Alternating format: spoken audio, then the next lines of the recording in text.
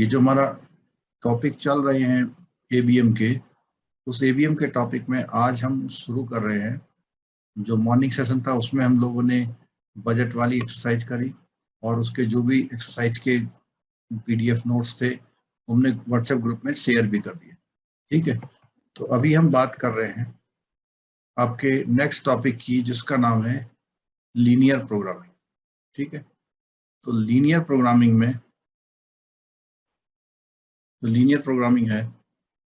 उस linear programming में ये जो टॉपिक है बहुत इंटरेस्टिंग सा भी है, और अगर आप ढंग से करेंगे तो हो सकता है कि आपको समझ में आए, अच्छा भी लगे और आप इसको आगे वो कर पाए। ठीक है, तो हम बात कर रहे थे कि हमारा जो टॉपिक है, टॉपिक में हम लोगों ने जो मॉर्निंग सेशन लिया था उसमें हमने बजट वाला किया था, और इसमें हम लीनियर प्रोग्रामिंग करते हैं।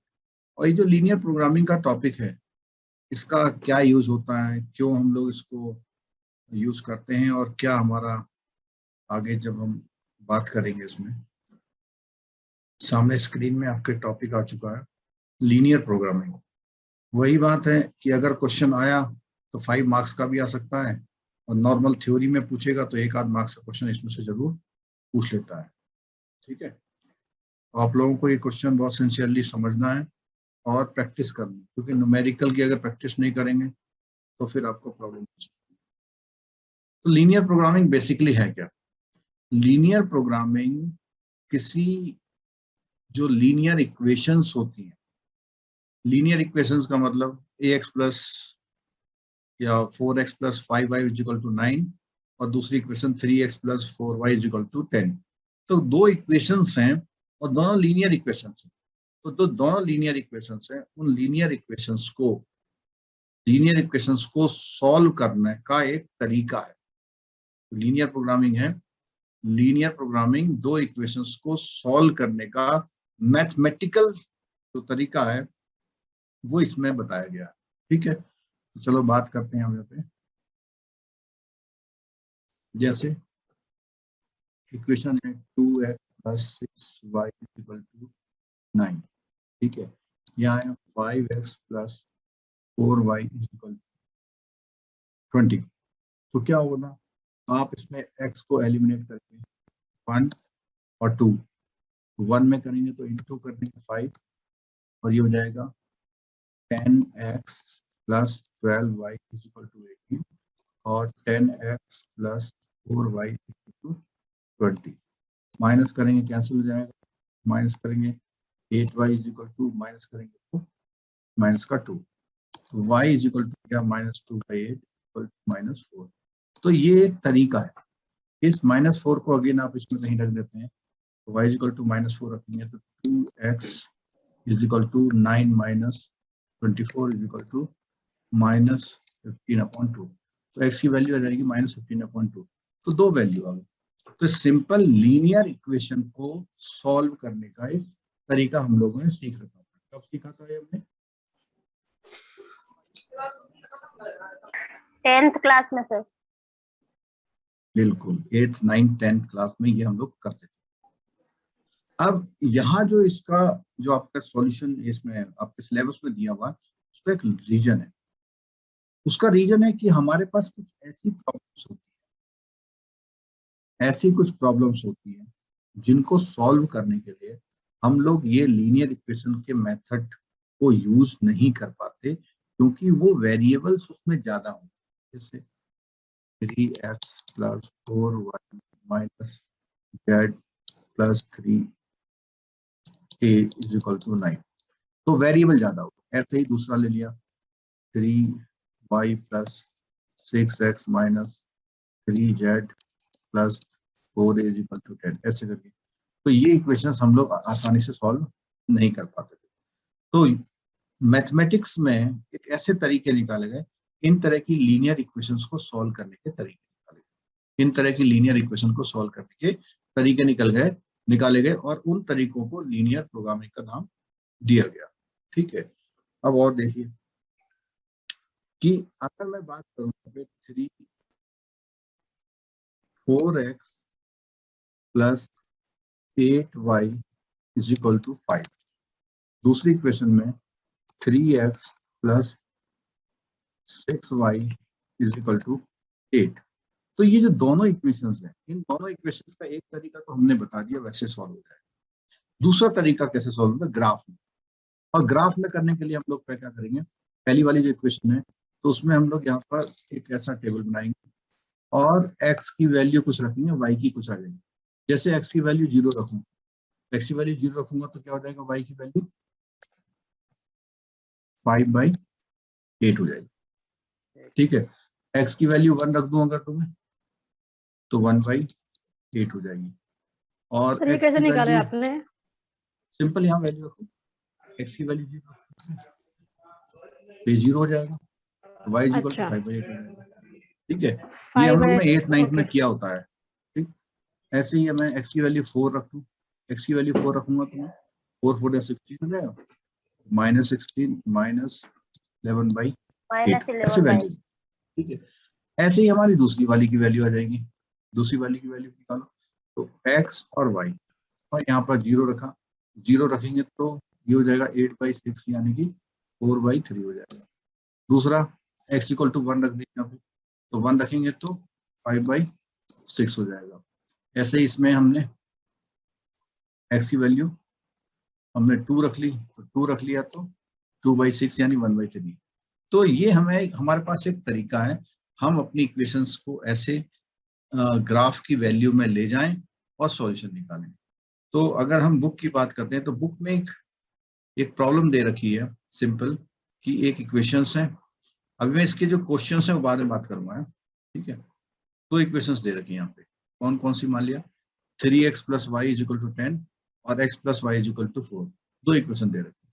तो इन दो इक्वेशन से हम कोई वैल्यू निकाल सकते हैं, और अगर हम वैल्यू निकालेंगे तो ग्राफ में रिप्रेजेंट करें। जैसे मैं इसकी बात करता हूँ, इस वाली की, तो इस वाले को मैं x यहाँ लिखता हूँ और y यहाँ लिखता हूँ, तो क्या होगा, x इज इक्वल टू मैंने 0 रखा, तो इस इक्वेशन में x plus y is equal to 4 में x 0 रखूंगा तो y की वैल्यू कितनी आ जाएगी, 4। और x की वैल्यू अगर मैं 2 रखता हूँ तो कितनी आ जाएगी, y की वैल्यू 2। और x इज इक्वल टू अगर 4 रखता हूँ तो इसकी वैल्यू क्या हो जाएगी, 0। 0। तो ये जो इक्वेशन है इसके टेबुलर फॉर्म को ग्राफ में रिप्रेजेंट कैसे करेंगे, 0 4, तो 0 4 इसमें पहला वाला पॉइंट हो जाएगा, 0 और 4, ये हो गया ये वाला पॉइंट। ठीक है, दूसरा पॉइंट 2 2 2 और 2, ये कौन सा हो गया, दूसरा पॉइंट। फिर तीसरा क्या, 4 0 4 0, तीसरा पॉइंट। तो आपने देखा कि एक लीनियर इक्वेशन को ग्राफ में डाल दिया, ऐसे ही इस इक्वेशन को भी, इस इक्वेशन को भी डाल दिया। ठीक है, तो अगर किसी ग्राफ में कोई दो लाइन ऐसे, तो ये जो पॉइंट होता है एक्स वाई वाला, इसको क्या बोलते हैं हम लोग, इस एक्स वाई वाले पॉइंट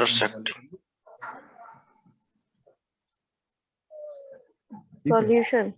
सॉल्यूशन, ये क्या है, सॉल्यूशन बोलते हैं, जहां पर वो इंटरसेक्ट करते हैं। ठीक है, तो यहाँ पर इक्वेशन कितनी दे रखी है आपको, 3 दे रखी है। तो जब 3 दे रखी है तो सॉल्यूशन भी कितने निकल के आएंगे, 3 निकलेंगे, जहां जहां वो इंटरसेक्ट कर रही है। लेकिन अगर कोई दो लाइन इंटरसेक्ट कर ही नहीं रही, दो लाइन अगर इंटरसेक्ट कर ही नहीं रही, मीन्स अगर कोई पैरेलल लाइन होती है तो कभी भी इंटरसेक्ट नहीं करती। ठीक है, लेकिन अगर पैरेलल नहीं है तो कहीं ना कहीं इंटरसेक्ट करेंगे, और जो इंटरसेक्ट जहां करेंगी वो उसके आंसर्स होते हैं। ठीक है, तो हम यहाँ पे कर नहीं रहे, लेकिन अगर आप सिंपल मैथमेटिकली करेंगे, किसी को पहले निकाल लीजिए वैल्यू और उसके फिर ग्राफ से निकालिए, दोनों की वैल्यू इक्वल आएगी, दोनों की वैल्यू क्या आएगी, इक्वल आएगी। तो एक काम करते हैं, ये सेकंड वाली क्वेश्चन को देखते हैं, जो हमारी है 3x plus y is equal to कितनी है, 10, और दूसरी है x plus 4y is equal to 12। ठीक है, ये दो वैल्यूज है। अगर इन दो वैल्यूज को सॉल्व करना चाहें तो इसे हमें क्या करना पड़ेगा, 3 से मल्टीप्लाई, और 3 से जब मल्टीप्लाई करें और ये हो जाएगा 3 4 जा 12, यानी आएगा -11y इज इक्वल टू, इधर आ जाएगा 36 यानी -26, तो y इज इक्वल टू हो जाएगा 26 by 11, it means point something, कितना 2.33 2.33 मान लो, ठीक है। तो 2.3 जो आ रहा है इसका 2.3, तो आप देखेंगे कि जो ये इंटरसेक्ट पॉइंट है, आपका जो इंटरसेक्ट पॉइंट ये है ना, इस वाले में 2 की वैल्यू कितनी है, लगभग y की वैल्यू कितनी है, 2.3 है। और ये 2.3 की वैल्यू अगर ऐसे में पुट कर दो आप, 3x plus 2.3 is equal to 10, x is equal to हो जाएगा 7.7 अपॉन 3, तो ये कितना हो जाएगा 2.56 समथिंग आएगा। तो आप यहाँ पे देखेंगे 2.56 यहाँ पे कहीं आ रहा है, ठीक है। तो इससे क्या देखा हमने कि जो हमारा लीनियर इक्वेशन को सॉल्व करने का तरीका होता है, उसका जो आंसर है वो आंसर प्लस आपके ग्राफिक से जो आंसर आ रहा है, वो दोनों आंसर कैसे होते हैं, सेम होते हैं, ठीक है। लेकिन अगर इक्वेशंस आपके पास मोर देन 1 है, अगर इक्वेशन आपके पास मोर देन 1 है, तो आपके जो इंटरसेक्ट पॉइंट है वो भी ज्यादा आएंगे, ठीक है। तो ये थोड़ा सा ये टेक्निक है जो इस टॉपिक में यूज की गई है, और ये टेक्निक जो है आपकी किसी प्रॉब्लम को सॉल्व करती है, वो भी बात करेंगे, ठीक है। और जब भी आपका आंसर आएगा, तो जो आपका शैडो एरिया है, जो आपका शैडो एरिया से मतलब है ये एरिया आपके किसी सॉल्यूशन को एक्सप्लेन करता है, ये एरिया आपके किसी सॉल्व, और इसके ऊपर जब भी हम जाएंगे तो वो हमारे सॉल्यूशन नहीं हो सकते, ठीक है। अब चलते हैं थ्योरी की तरफ, ठीक है। अब इसमें जो प्रॉब्लम्स होंगी, जो क्वेश्चंस होंगे, क्या क्वेश्चंस होंगे, उसमें क्या आपसे पूछेगा और आपसे क्या सॉल्व कराएगा, ठीक है। तो इसमें देखिए जरा, पहली बात इसने बोला हुआ मॉडल क्या होते हैं। तो मॉडल का मतलब होता है ऐसा एक तरीका, एक ऐसी इक्वेशंस जिससे आपके कुछ आंसर्स निकलें और उन आंसर को आप किसी काम में यूज कर पाए, ठीक है। Let us assume that the selling price, production and marketing cost are known for each of the end product. The firm also has to operate under certain economic, sir आपकी ना financial, क्लियर नहीं है, या फिर मेरी side पर clear नहीं है ओनली। नहीं थोड़ा दिक्कत है आज, पता नहीं क्या दिक्कत हो रही है, थोड़ी दिक्कत है, और मैं कोशिश कर रहा हूँ जोर से बोलने की, कभी कभी वेरिएशन हो जा रहा है, ठीक है। तो हमारा जो प्रॉब्लम्स होती हैं कुछ इकोनॉमिक, फाइनेंशियल और फिजिकल, 3 तरह की कॉन्स्टेंट होते हैं जिनसे हम बाहर नहीं जा सकते। इन 3 तरह के कांस्टेंट को ध्यान में रखकर हमको अपना काम करना होता है। जैसे bank, some example resources and marketing constant. Bank में stipulate certain working capital requirement, market में not absorb the whole output. Capacity constant, capacity आपकी काम करने की कैपेसिटी क्या है, आपके पास लेबर या वर्कर अवेलेबल है या नहीं है, रॉ मटेरियल की अवेलेबिलिटी है या नहीं, ठीक है। तो कुछ कांस्टेंट होते हैं किसी भी काम पर। और जो लीनियर प्रोग्रामिंग है, वो linear programming a problem can be formulated. तो इन प्रॉब्लम्स को एक फॉर्मूले के मदद से सॉल्व करने का जो तरीका है, उसी को हम लीनियर प्रोग्रामिंग कहते हैं। As the name implies, all equations are linear. This implies proportionality. For example, if take 4% to produce 1 unit, then we require 12% to the 3 unit. एक simple mathematics है। The constant are known and deterministic, means वो कह रहा है जो constant होते हैं हमें किसी भी काम करने में वो मालूम होने चाहिए। That is the probabilities of occurrence are presumed to be 0। और जो constant है उनकी होने की संभावना है, पूरी संभावना है। Most important rule is that these variables should have non-negative value। और ये जितने भी कांस्टेंट हैं इनकी सबकी वैल्यू नॉन नेगेटिव होनी चाहिए। Finally decision variable are divisible. तो ये एक मेथड है, इसमें मॉडल यूज करते हैं। और मॉडल यूज करने के लिए 2 तरीके हैं। पहला वाला कौन सा है, ग्राफिकल, और दूसरा वाला कौन सा है, सिंप्लेक्स मेथड। दूसरा कौन सा मेथड है? सिंपल। तो लीनियर प्रोग्रामिंग को सॉल्व करने के लिए दो मेथड हैं, पहला है ग्राफिकल और दूसरा है सिंपलेक्स मेथड। ठीक है, ग्राफिकल अप्रोच जो मैंने अभी पहले एक्सप्लेन किया उस तरह से करते हैं, लेकिन उनके लिए हमारे पास इक्वेशंस अवेलेबल होने चाहिए, इक्वेशंस अवेलेबल। तो यहां पर उन्होंने एक एग्जांपल दे रखा है कि एक कंपनी जो है मैन्युफैक्चरिंग यूनिट है, वो रेडियो और टीवी बनाती है। क्या बनाती है? रेडियो और टीवी को प्रोड्यूस करती है। तो हमें डिसाइड करना है कि हम अपने प्रोडक्शन में कितने रेडियो और कितने टीवी प्रोड्यूस करें जिससे हमें मैक्सिमम प्रॉफिट हो। और जब हम रेडियो बनाएंगे तो उसमें कुछ खर्चा होगा, टीवी बनाएंगे उसमें कुछ खर्चा होगा। तो ना ईच रेडियो कॉस्ट कितने रुपए कर रहा है वेजेस में? 2500। तो वेजेस में हमारे पास रेडियो तो कर रहा है 500 रुपए रेडियो, ठीक है, प्लस टेलीविजन में 2500 खर्च हो रहे हैं, plus 2500 TV is equal to, तो हमारे को पता लगा एक दिन में ये खर्चा हमारा वेजेस पे होता है। ठीक है, आर का मतलब है जितने हम रेडियो बनाएंगे, टी का मतलब जितने हम टीवी बनाएंगे। ठीक है, लेकिन उसने बोला कि जब भी हम खर्चा करते हैं तो खर्चा करने में हमारे पास एक लिमिट रहती है, हमारे पास एक लिमिट रहती है कि उससे ज्यादा खर्चा हम नहीं कर सकते।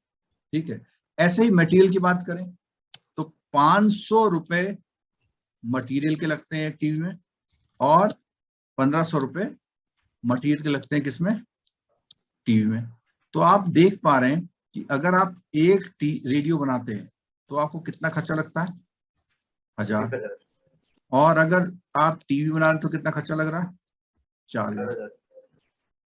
कुल मिला के ये खर्चा आपके इससे ज्यादा नहीं होना चाहिए।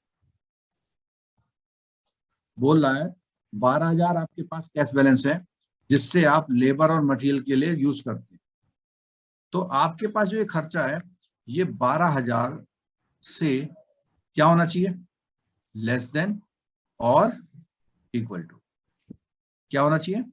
लेस देन और इक्वल टू। और ये जो इक्वेशन है इसी को हम कांस्टेंट बोलते हैं। क्या बोलते हैं? अगर मैं 20 रेडियो बनाना चाहूं तो क्या मैं बना सकता हूं या नहीं? बताइए।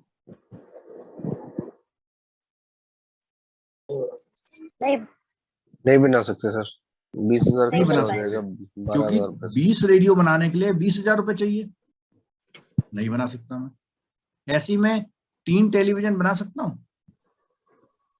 बना सकते हो। बना नो सकते हैं? सर। मुझे उस नहीं बना सकते, उसमें 12,000 कंडीशन में ही तो हो रेडियो गया, मेरे को क्या करना पड़ेगा? 0। 0 और टीवी 3, तो मैं बना सकता हूँ। ठीक है, अब प्रॉब्लम ये आ रही है कि ये डिसाइड कौन करेगा कि कितने में रेडियो बनाऊं और कितने में टीवी बनाऊं? ये डिसाइड करने के लिए सबसे पहले हमें कांस्टेंट नंबर 1 पे बात करें, उसके बाद कांस्टेंट नंबर किससे बात करूंगा मैं? 2 पे बात करूंगा। जो कांस्टेंट नंबर 2 है वो देखते हैं क्या है। उसने बोला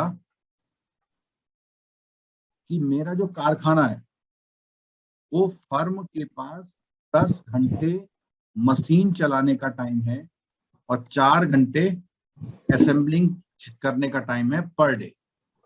यानी एक दिन में 10 घंटे में यूज करता हूं किसके लिए? मशीन को। और 4 घंटे किसके लिए यूज करता हूं मैं? असेंबली। असेंबली को।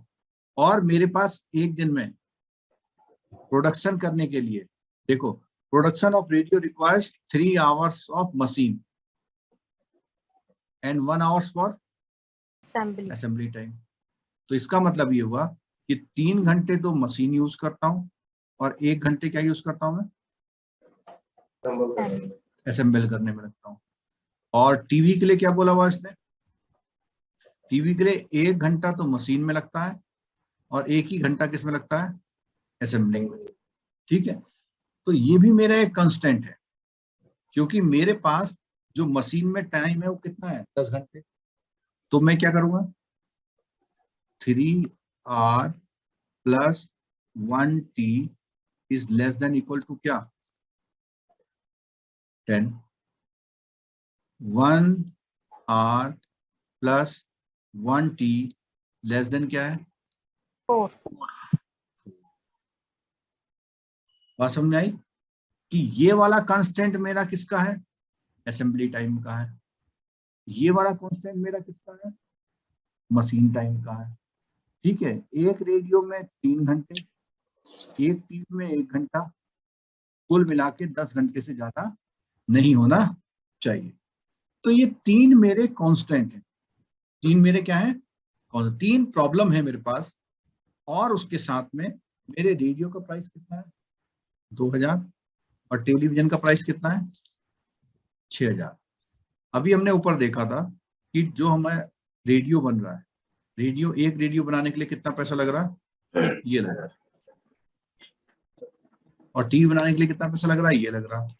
तो अगर मैं ऐसा लिखूं कि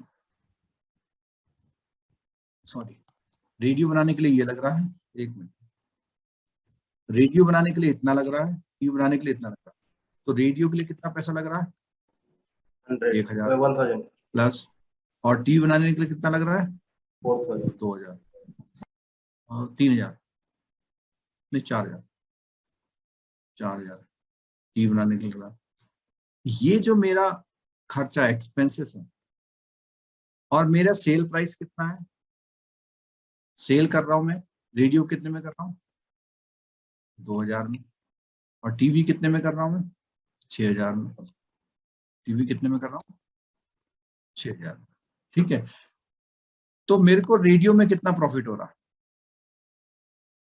1000 प्लस, टीवी में कितना प्रॉफिट हो रहा 2000, और ये मेरा मैक्सिमम क्या होगा प्रॉफिट होगा।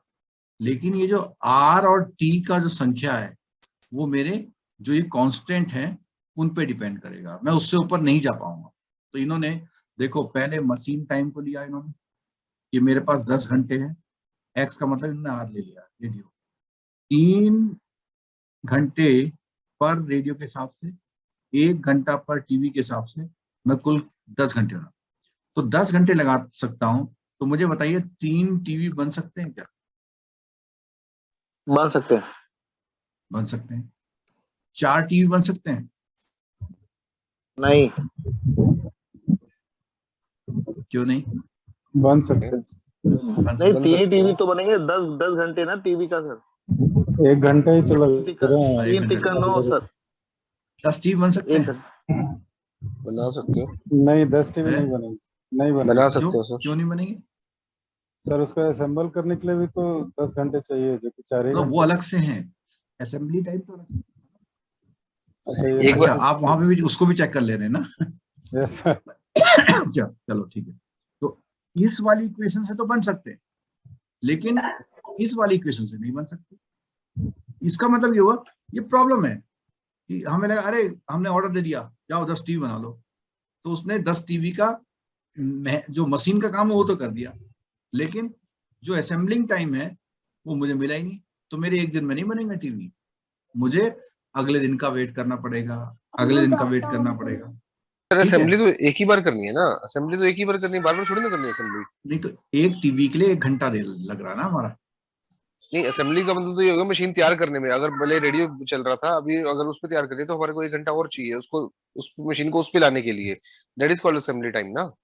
जैसे ये जो पहले मशीन टाइम है उसके जो पार्ट्स हमारे बन रहे हैं वो है, अब पार्ट्स बन के साथ में आ गए, उनको जोड़ना भी तो पड़ेगा।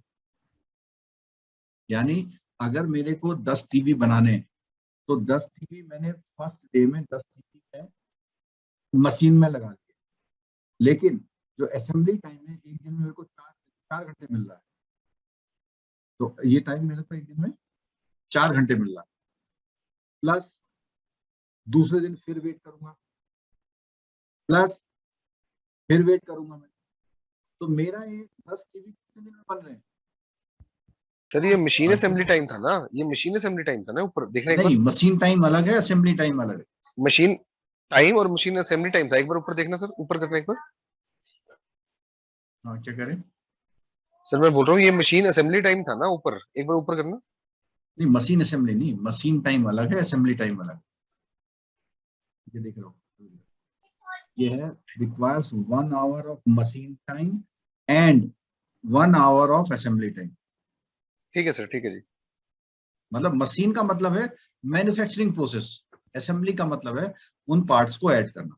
तो जो अभी हमने बात कर रहे थे कि अगर मैं 10 टीवी बनाना चाहूँ तो मशीन तो अवेलेबल है 10 घंटे के लिए। तो मैं यहाँ बात कर रहा था कि अगर मैं 10 टीवी बनाना चाहता हूँ तो 10 टीवी के लिए पहले दिन 4 घंटे मेरे को असेंबली में लगा, दूसरे दिन 4, तीसरे दिन 2 घंटे। तो क्या 3 दिन तक मैं रेडियो बना पाऊंगा? बोलिए। बना सकते हो। नहीं बना पाएंगे। क्यों? क्योंकि जो रेडियो के लिए असेंबलिंग टाइम चाहिए वो मिल ही नहीं रहा मेरे को। असेंबली टाइम एक दिन में सिर्फ 4 घंटे अवेलेबल रहता मेरे पास। हाँ, ये बात मैं कह रहा था कि आपको एक दिन में असेंबली टाइम, आपको एक दिन में असेंबली टाइम के लिए केवल जो हमारे कांस्टेंट होते हैं हम उनसे आगे नहीं जा सकते। जैसे हम इस एग्जांपल में देख रहे थे कि हमारा मन कर रहा है कि मैं रोज रेडियो बनाऊं, लेकिन हमारा जो असेंबली टाइम है वो असेंबली टाइम कौन खा जा रहा है? जो हमने 10 टीवी आज बना दिए थे उसमें अगले 3 दिन तक हम उनको पूरा करने में लग गए। ठीक है, तो यहां पर ऐसा कॉम्बिनेशन तैयार करना कि हमारा कोई भी कांस्टेंट जो है फेल ना हो जाए, हम उस कांस्टेंट के अंदर अंदर काम करेंगे। ठीक है, तो इसके अकॉर्डिंग अगर देखेंगे बात तो उसको हम देखने के लिए यहाँ देखिए, ये जो ग्राफ बना हुआ है, ग्राफ में हमारा जो पिक्चर दिया हुआ है, ग्राफ में जो पिक्चर दिया हुआ है उस पिक्चर में एक एरिया है। ये हम अपना जो कंक्लूजन है, कौन सा वाला कंक्लूजन? 1000 रुपए हमको रेडियो में मिल रहे हैं प्लस 2000 रुपए हमें टीवी में मिल रहे हैं। तो अगर आपको ये बोला जाए कि 1000 रुपए रेडियो मिलते हैं, 2000 रुपए टीवी मिलते हैं, तो आप क्या बनाना पसंद करेंगे? टेलीविजन। टीवी। लेकिन टेलीविजन बनाना तो पसंद करेंगे, लेकिन टेलीविजन जब बनाएंगे तो आपने देखा था टेलीविजन में आपका जो टाइम है वो अलग लग रहा है और रेडियो में अलग लग रहा है। तो ये टेलीविजन बनाने का डिसीजन लेना आपको ज्यादा अच्छा लग रहा है, लेकिन हो सकता है कि रेडियो वाला अच्छा हो। क्यों? क्योंकि रेडियो वाला हो सकता है कि कम समय में तैयार हो जा रहा हो। तो एक दिन में 6 रेडियो तैयार होते हैं और टीवी तैयार होते हैं 2। तो क्या डिसीजन लोगे आप? रेडियो वाला। तो ये, हाँ, ये जो हम अभी डिस्कस कर रहे हैं बेसिकली इस पूरे चैप्टर की थीम ही ये है। इस चैप्टर में ये बताया गया है कि आपके साथ जब कांस्टेंट होते हैं, और constant labour, machine, assembly, cash, यहाँ 4 पार्ट है। और अगर हम ब्रांच के सिनेरियो में बात करें तो ब्रांच में जो ब्रांच का अकाउंटेंट होता है, सुबह सुबह मान लिया बड़ी ब्रांच है तो बड़ी ब्रांच में 20 लोग हैं, तो सबसे पहले 9:30 से लेकर के 10 तक उसको एक प्रॉब्लम रहती है। क्या प्रॉब्लम रहती है अकाउंटेंट को, बड़ी ब्रांच के अकाउंटेंट को? किसको कौन सा सीट दिया जाए, किसको कौन सा सीट दिया जाए। और आमतौर पर ऐसा होता है कि किसी को सीट क्या, सबको, अगर सारे रोबोट होते, अगर सारे क्या होते हैं, रोबोट, तो किसी को भी कोई सीट दे देते, क्योंकि सबकी उनकी कैपेबिलिटी एक रहती। लेकिन आपने देखा कि आपने कहा यार उसको तो ड्राफ्ट में नहीं बैठा पाएंगे। क्यों? क्योंकि वो एक दिन में 10 ही ड्राफ्ट बना पाएंगे। फिर उसको हम एडवांसेस में नहीं बना पाएंगे क्योंकि वो लोन बांटना नहीं जानता। ठीक है, तो ये जो प्रॉब्लम्स हैं, इन प्रॉब्लम्स को सॉल्व करने के लिए ये थ्योरी का टॉपिक है। और इसमें आपको, जैसे उसने बोला कि एक बंदा आपके पास 4 घंटे के लिए अवेलेबल है और आपने उसे कैश में बैठा दिया, तो क्या होगा? आधे रास्ते में कैश मिलाना पड़ेगा आपको। ठीक है, लेकिन ऐसा हो सकता है कि आप उसे क्लियरिंग में बैठा सकते थे क्योंकि वो 4 ही घंटे के लिए अवेलेबल है, लेकिन दूसरे को क्लियरिंग में बैठाएंगे तो बाकी 4 घंटे में उसका यूज क्या करेंगे? तो ये ऐसी कांस्टेंट प्रॉब्लम, जो कांस्टेंट को रखते हुए प्रॉब्लम को सॉल्व करना, ये हमारा चैप्टर है लीनियर प्रोग्रामिंग। और लीनियर प्रोग्रामिंग को सॉल्व करने के दो तरीके हैं, एक है ग्राफिकल वाला और एक है कौन सा, सिंप्लेक्स मेथड। सिंपलेक्स। एक ग्राफिकल है और एक सिंप्लेक्स है।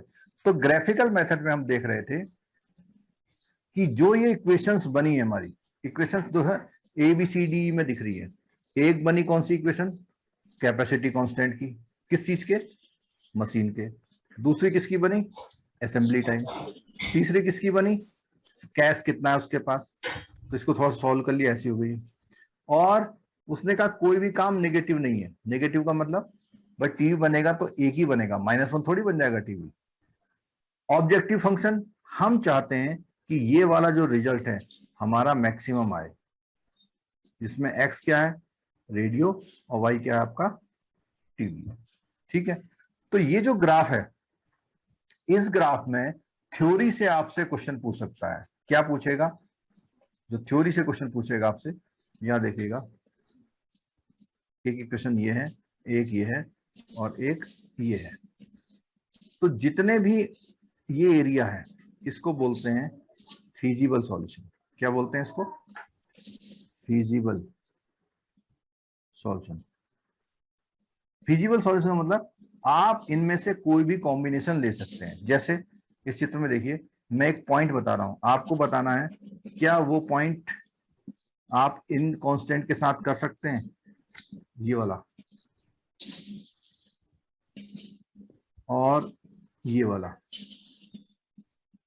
ये दो पॉइंट है जिसमें ये रेडियो है और ये टीवी है।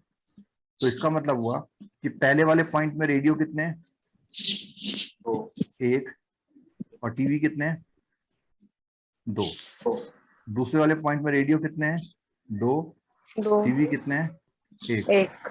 और तीसरा वाला पॉइंट ये ले लिया मैंने, इसमें रेडियो कितने हैं, 3, 3, और टीवी कितने हैं, 2। 2। तो ये 3 मेरे पास ऑप्शन है, मेरी कंपनी है, मेरा मन है, मैं कुछ भी करूं। मैं चेक करता हूं पहले वाले काम को, R = 1 और T = 2। और जो मैं चेक करूंगा कौन सी इक्वेशंस पे करूंगा, कांस्टेंट वाली इक्वेशन करूं चेक। तो पहले मैं इसमें चेक करता हूं, x + y = 4 पे। तो ये पहली वाली इक्वेशन ओके हो जाएगी, कोई दिक्कत तो नहीं आएगी इसमें, बोलो। पहली वाली कॉम्बिनेशन इस इक्वेशन पे काम करेगी, करेगी, नहीं कोई कर दिक्कत पाएगी नहीं। सर। क्यों? सर ये 4 के इक्वल थोड़ी आ जाएगी। क्या हो जाएगा, लेस देन होना चाहिए, लेस देन होना। 4 इक्वल हो रहा है, लेस देन इक्वल भी टू होना लेसन कर चाहिए। लिया हमने। ठीक है, ठीक है। ठीक है, दूसरी वाली में काम करेगी, हाँ, कर जाएगी। करेगी। तीसरी वाली में काम करेगी, नहीं। नहीं,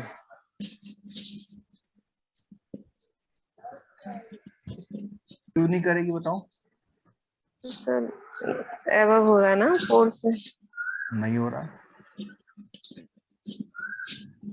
पहली वाली कंडीशन तीनों इक्वेशन में काम कर रही है मेरी। दूसरी वाली कंडीशन देखिए, पहले में वो भी काम कर रही है। उसके में करेगी, बोलिए, तीनों में करेगी। यस सर, तीनों में करेगी। अच्छा, तीसरी वाली, पहली में तो फेल है। ये नहीं हो रही है, तीनों ये तीसरी वाली पहली में फेल हो गई है। दूसरे में भी इसका मतलब ये हमारा सॉल्यूशन नहीं हो सकता है। और पिक्चर देख के बताइए कि बिल्कुल साफ साफ दिख रहा है कि जो तीसरा वाला सॉल्यूशन हमारा किसके बाहर है, इस Feasible लाइन area के बाहर है, तो इसका मतलब ये हुआ कि इसके अंदर अंदर काम करेंगे ग्रीन लाइन में, तो कोई भी काम हम करने के लिए फ्री है।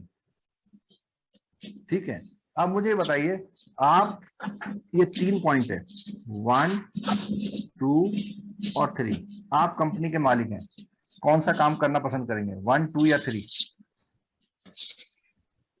2 वाला। 2 वाला बोल रहे हैं। और चेक हम किस इक्वेशन में करेंगे, इस वाली इक्वेशन में करना है, प्रॉफिट वाले में।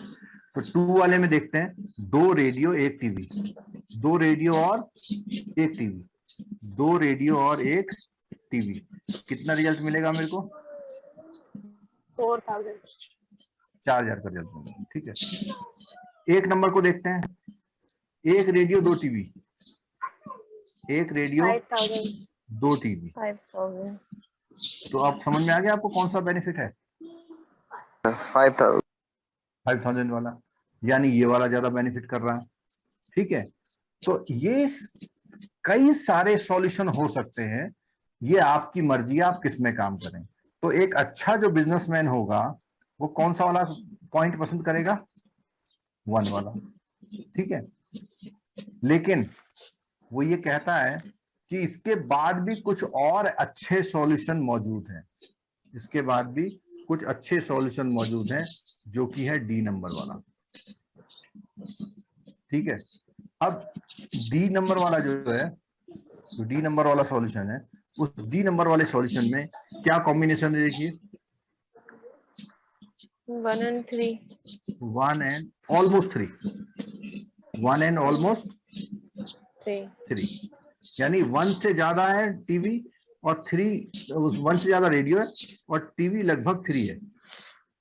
इसके अकॉर्डिंग अगर आप अपना प्रॉफिट निकालना चाहेंगे तो क्या निकलेगा? 1000 इंटू 1 प्लस 2000 इंटू 3, कितना आ रहा है? 7000 7000। तो ये एक और चीज निकल के आई कि नहीं भाई, हमें तो इतना प्रॉफिट भी मिल रहा है। तो जो ये मैक्सिमम वाला पॉइंट है, इसको बोलते हैं ऑप्टिमम। क्या बोलते हैं? Optimum feasible solution. आपका जो एग्जाम में थ्योरेटिकल क्वेश्चन आएगा वो ये आएगा, ये आपका x है, ये आपका y है। आपके इस एरिया में कोई भी सॉल्यूशन हो सकता है जिसको हम फिजिबल सॉल्यूशन बोल सकते हैं, और ये कितने हो सकते हैं? मैनी। ठीक है, लेकिन ऑप्टिमम सॉल्यूशन 2 हैं, एक ये वाला और एक ये वाला। ठीक है, इस वाले को भी देखते हैं, इस पॉइंट को, ऊपर वाले को पॉइंट को क्या दे रहा है इस पॉइंट में हमारा? ये है लगभग 3 के आसपास और ये लगभग 1 के आसपास। इसको भी चेक कर लेते हैं, करें चेक। क्या देगा इसमें? 3 और 3 रेडियो 3000, 1 रेडियो 2, 3 और 2 कितना आ रहा? 5 आ रहा। तो आपने देखा कि जो हायर साइड वाला है वो हमको अच्छा रिजल्ट दे रहा है। ठीक है, और ये जो 2 ऑप्शन है ऑप्टिमम सॉल्यूशन में, तो एक ये वाला पॉइंट है, एक ये वाला पॉइंट, तो ये हमारा कौन सा सॉल्यूशन हो जाएगा? Optimal feasible solution, optimum feasible solution. ठीक है, ऑप्टिमम फिजिबल सॉल्यूशन। अच्छा, अब एक और थ्योरी रह गई इसमें कि हो सकता है कि ये हमको एक पॉइंट ये वाला और एक पॉइंट ये वाला, अगर इनके रिजल्ट क्या है? इक्वल। इनके रिजल्ट क्या है? इक्वल। रिजल्ट कैसे इक्वल आएंगे? 100 R प्लस 200 T। तो अगर मैं ऐसा कहूं कि 1 रेडियो और 2 टेलीविजन, क्या रिजल्ट आ रहा है आपके पास? 5000। क्या आ रहा है? 5000। और मैं कहूं 3 रेडियो और 1 टेलीविजन, तो भी कितना आ रहा है? 5000। इसका मतलब ये हुआ कि इक्वल रिजल्ट अगर किसी 2 या 2 से ज्यादा कॉम्बिनेशन में आए तो उनकी जो लाइन होती है उस लाइन को आइसो प्रॉफिट लाइन बोलते हैं। क्या बोलते हैं? Iso profit. आइसो का आपको पता ही है, सेम सेम। आइसो का मतलब सेम सेम। ठीक है, तो आइसो बार आइसोटॉप पढ़ा होगा आपने, आइसोटॉप्स, जो जिसमें कोई चीज सेम है। तो अगर किसी 2 या 2 से ज्यादा पॉइंट पर प्रॉफिट सेम आता है, उनको आप मिला दें तो उनको कौन सी लाइन बोलते हैं? Iso profit line. ये जो पिक्चर दिख रही है आपको 18.2 में, वो कहता है आइसो प्रॉफिट लाइन। ये वाली लाइन भी आइसो प्रॉफिट है, ये वाली भी आइसो प्रॉफिट है, और ये वाली भी आइसो प्रॉफिट है। यहाँ पर आपको जो रिजल्ट मिल रहा है 6.67 मिल रहा है, यहाँ पर रिजल्ट 4.8 मिल रहा है, और यहाँ पर रिजल्ट 3 मिल रहा है। ठीक है, तो आइसो प्रॉफिट लाइन कौन सी होती है? जो एक से ज्यादा पॉइंट्स आपके सेम रिजल्ट जब देते हैं, उनको हम बोलते हैं आइसो प्रॉफिट लाइन। ठीक है, अब यहां पर 3 उन्होंने एग्जाम्पल दे दिए। ये जो तीन इक्वेशंस हैं, उन तीनों इक्वेशंस की उन्होंने इक्वेशन निकाली। जैसे मैंने बताया था आपको, एक्स की वैल्यू रखी है, वाई की वैल्यू रखी है, एक्स की वैल्यू रखी है, वाई की वैल्यू निकालिए। अगर मैं इन तीनों को उसी ग्राफ में प्लॉट करता तो वही जो आया है वही रहता। ठीक है, लेकिन इसको करने का जो तरीका है, छोटे डेटा पे तो ये काम करता है, बड़े डेटा पे कैसे काम करेगा, उस मेथड को कौन सा मेथड बोलते हैं? Simplex method. सिंप्लेक्स मेथड बोलते हैं। उस मेथड को क्या बोलते हैं? Simplex method. ठीक है, अब सर यहाँ पे लेकिन ये देखिए। ऊपर वाला जो आपने ग्राफ दिखाया था, वहां पे सर सेम वैल्यू एक्स और वाई की नहीं हो पाई थी। नहीं, एक्स और वाई की सेम नहीं कह रहे, प्रॉफिट सेम आना हाँ, चाहिए। अच्छा प्रॉफिट सेम। मतलब जो 1000 हाँ, आर प्लस 2000 टी है ना, टेलीविजन जो था। हाँ ये ठीक है, ठीक। तो ये आर और टी का वो कॉम्बिनेशन जो आपको बराबर रिजल्ट दे दे। ठीक है, ठीक। ठीक है, तो आपको जो थ्योरी में जो पूछता है, जैसे आइसो प्रॉफिट लाइन की बात कर दी इसने, फिजिबल सॉल्यूशन की बात करी इसने, और फिजिबल सॉल्यूशन के बाद ऑप्टिमम फिजिबल, जैसे इसने बोला हुआ इस सेट ऑफ फिजिबल सॉल्यूशन, किस केस में बोला हुआ? A B C D, A B C D पूरा ग्राफ जो है ना, ये वाला जो मैंने इसमें ये दिया हुआ, A B C D E. ठीक है, ये इसको क्या बोलते हैं? Feasible solution. और जो टॉप में होता है उसे क्या बोलते हैं? Optimum physical solution. और ऑप्टिमम फिजिबल सॉल्यूशन बोलते हैं। ठीक है, ऑप्टिमम सॉल्यूशन। ठीक हो गया, चलो आगे देखिए। The firm can earn a maximum profit of इतने बाय प्रोड्यूसिंग इतने रेडियो और इतने टेलीविजन। तो ये हमारा डी पॉइंट का आंसर है। अच्छा, अब एक बात और, 4/3 रेडियो बन सकते हैं क्या? सर असेंबलिंग में कुछ रह जाएगा हाँ, रह जाएगा। तो तो क्या कहेगा? वो रिक्वेस्ट कर लेगा नेक्स्ट अपने डे बंदे से, करेंगे। कहेगा भैया एक चाय पिलाता हूँ, 10 मिनट रुक जा, ऐसे करके जा। ठीक है, ऐसे ही टीवी के लिए बोल रहा, वो 2 पॉइंट समथिंग बोल रहा, या तो वो एक दिन ज्यादा समय उसका यूज कर लेगा और अगले दिन उससे कहेगा लेट आ जाना। मतलब इतना प्रैक्टिकलिटी वो कर सकता है। और अगर उसे कोई प्रॉब्लम नहीं लेनी है तो रेडियो कितने बनाएगा वो? 1, और टीवी कितने बनाएगा?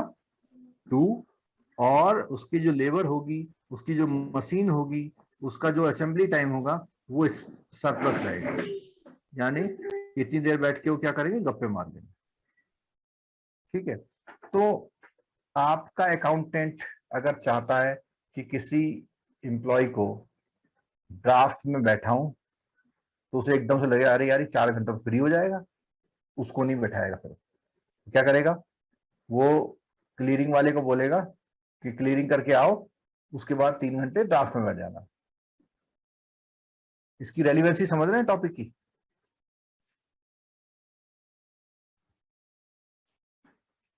ठीक है, चलो आगे देखिए हम। अब आ गया क्या? Simplex method. अब कौन सा मेथड आ गया? Simplex method. और सिंप्लेक्स मेथड का यूज कब करते हैं? जब वेरिएबल कितने हो जाते हैं? ज्यादा। ग्राफ वाले मेथड में कितने वेरिएबल यूज हुए थे हमारे? 2। तो ग्राफ आपने आराम से खींच लिया। लेकिन अगर 3 या 3 से ज्यादा ग्राफ वो वेरिएबल हो तो उसे ग्राफ से नहीं कर पाएंगे आप। उसके लिए आपको कंप्यूटर का प्रोग्राम या एक्सेल की सीट वगैरह वगैरह चाहिए होगा। तो उस चीज को भी आप मैनुअली कैसे करें, उसके लिए एक एग्जांपल है। एग्जांपल तो पढ़िए इधर क्या कहता है। जितने ज्यादा वेरिएबल होंगे उतना कंपनी मतलब क्या कहते हैं क्या कहते उतना कंपनी कांस्टेंट, हाँ कांस्टेंट यूज कर रही है कि हमारा ज्यादा ज्यादा प्रॉफिट हो जाए। हाँ मतलब वो हर रिसोर्सेस को 100% या मैक्सिमम यूज करके आपकी कंपनी का प्रोडक्शन बढ़ाएगी। बढ़ाना चाहते मैक्सिमाइज प्रॉफिट लेना। इसीलिए उसका नाम ऑप्टिमम रखा हुआ है। क्या रखा हुआ? ऑप्टिमम करना। ठीक है, तो एक प्रॉब्लम, पहले प्रॉब्लम समझो। किसी प्रॉब्लम मतलब किसी कंपनी के पास दो ऑप्शन है, क्रिकेट बैट बनाना और चेस का सेट बनाना, और उसके पास 3 वर्कशॉप है, 1, 2 और 3। पहली वर्कशॉप में पर डे कितने आवर्स अवेलेबल रहते हैं, दूसरी में 72, तीसरी में 10 आवर। एक क्रिकेट बैट में कम से कम कितने घंटे लगते हैं? 4 घंटे। दूसरे चेस सेट में 6 घंटे लगते हैं। ठीक है, वर्कशॉप सेकंड में एक क्रिकेट बैट के लिए कितना समय अवेलेबल है? 2 घंटे। चेस के लिए कितना अवेलेबल है? 6 घंटे। तीसरी वर्कशॉप में क्रिकेट के लिए समय नहीं है, हो सकता है उसके पास कोई मशीन नहीं है, लेकिन चेस एक बन सकता है। ठीक है, अब आपके कांस्टेंट क्या है? ये जो है मैक्सिमम जो पर डे लिखा हुआ, ये आपके क्या है? कांस्टेंट। क्या कांस्टेंट है? पहला वाला देखिए, पहला वाला कहता है कि आप अगर 4 बैट मतलब एक बैट में कितना टाइम लग रहा? 4 घंटे प्लस 6 घंटे सेट में, चेस सेट में लग रहा है, लेकिन आपके पास मैक्सिमम टाइम कितना है? 120 आवर्स। 120। तो एक आपका पहला एक वर्कशॉप, दूसरा वर्कशॉप, और तीसरा है क्या? C = और मोर देन 10। ये 3 आपके कांस्टेंट। ठीक है, अच्छा प्रॉफिट की बात करता है। पहले बैट में कितना प्रॉफिट होता है? देखो पिछले एग्जांपल में आपको प्राइस दिया था, प्राइस था, एक्सपेंसेस थे, तो आपने क्या निकाला था उसका? प्रॉफिट। इस एग्जांपल में सीधे ही सीधे क्या दे दिया आपको? प्रॉफिट। एक बैट में कितना समय लग रहा है, वो कितना प्रॉफिट हो रहा है?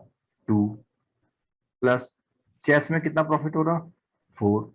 तो ये आपकी कौन सी लाइन हो जाएगी, जिसको हम क्या बोलते हैं? Objective function. क्या बोलते हैं इसको? ऑब्जेक्टिव फंक्शन बोलते हैं वो लाइन जिससे आपका प्रॉफिट डिस्क्राइब हो रहा है, इसको बोलते हैं मैक्सिमम हैं। जेड ये इज इक्वल प्रॉफिट टू वाली लाइन मतलब कहाँ पे दी हुई? अच्छा ये है, ठीक है, ना। 2b + 4c। हाँ, ये हमेशा ऑब्जेक्टिव फंक्शन के रूप में होती है। इसका यूज केवल क्रॉस चेक करने में होता है, ग्राफ वाले में। ग्राफ वाले में इसका यूज क्रॉस चेक करने में होता है, रिजल्ट निकालने में। ठीक है, क्योंकि आपके बी और सी जो है आपके कहां से निकल रहे हैं? आपके आंसर आएंगे, उन आंसर को आप यहां पे रख करके चेक कर सकते हैं, उन आंसर को यहां पे रख के आप चेक कर सकते हैं। ठीक है, अब देखिएगा, जो ये क्वेश्चन यहाँ पे दे रखा है होने को, तो ये क्वेश्चन भी आपका उससे हो सकता है। किससे? ग्राफ से। ये क्वेश्चन भी आपका ग्राफ से हो सकता है, लेकिन ये जो सिंपलेक्स मेथड है उसको बताने के लिए यहाँ पर ये बताया गया है आपको। सौरभ, आपके यहाँ से बच्चों की आवाज आ रही है। ये जो मैं टॉपिक ले रहा हूँ ना, ये तो टॉपिक खासकर से बी मॉड्यूल यूट्यूब में कोई नहीं पढ़ाता है। आपसे रिक्वेस्ट है कि ये सीख लो हमसे। ठीक है, चलो अब देखो, यहां से standard LP format, linear programming को सॉल्व करने का तरीका। ठीक है, और ये जो तरीका है, इसमें जितनी इक्वेशंस हैं, खासकर से ये बी वाली और सी वाली और डी वाली, इनको देखो, ये लिखा हुआ 4b plus 6c less than equal to 120। ठीक है, इस इक्वेशन को मैं थोड़ा सा बदल के लिख रहा हूं, आप लोग मैथमेटिकली बताना मैं कहां गलती कर रहा हूं। क्या किया मैंने, पहले बताइए। ये लेस देन इक्वल टू होना चाहिए था सर। माइनस आएगा, सर बचे हुए माइनस। टाइम को आपने m में रख दिया है। हाँ, ये जो लेस देन इक्वल टू था उसको मैंने इक्वल टू कर दिया, क्योंकि पहले ये वैल्यू 120 से क्या थी, या तो लेस देन थी या इक्वल टू थी। अगर मैं m की वैल्यू क्या ले लूं, 0, अगर m की वैल्यू 0 लेता हूं तो इसका मतलब ये एग्जैक्टली किसके इक्वल था, 120 के। लेकिन इन केस ये अगर स्मॉलर है तो इसका मतलब कोई ना कोई वेरिएबल इसको ऐड किया जाएगा, तो मैथमेटिकली ये इक्वेशन मेरी ये बन जाएगी। सेकंड केस में देखता हूं मैं, 2b प्लस 6c मैथमेटिकली 72। तो इसको मैं अगर इसका जो पार्ट लेता हूं 2b प्लस 6c प्लस क्या ले लूंगा मैं, n। ऐसी थर्ड है, थर्ड को लिखूंगा c प्लस o या p इज इक्वल टू कितना, 10। ठीक है, ऐसी इक्वेशंस जिनको मैं लेके आ रहा हूं, इसने यहाँ पे p यूज किया, ठीक है, क्योंकि o 0 से लगता ना। तो ऐसे जो वेरिएबल्स मैं लेके आ रहा हूं अपनी इक्वेशन को इक्वल करने के लिए, इनको हम बोलते हैं स्लैक वेरिएबल। क्या बोलते हैं, स्लैक वेरिएबल। और ये क्वेश्चन में आपके आता है, क्या आता है, all the constant are converted into equations with the help of slack variable. तो अगर पूछा जाएगा कि वो कौन से वेरिएबल्स हैं जिनकी आप मदद लेते हैं, तो आप बोलेंगे ये स्लैक वेरिएबल्स होते हैं। ठीक है, make sure these equations have non negative right hand side, means right hand side में है।